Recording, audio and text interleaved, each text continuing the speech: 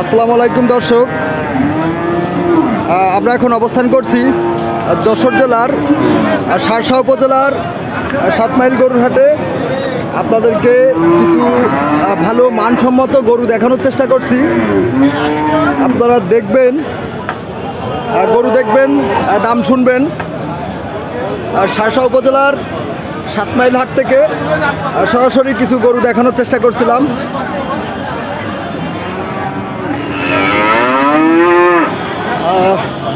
ভাই কি pregnancy check হচ্ছে? ভাই প্রেগনেন্সি চেক করতেছেন?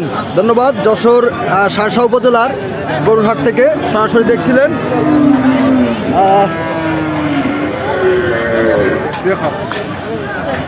দর্শক দেখছেন, আপনাদেরকে দেখানোর চেষ্টা করছি।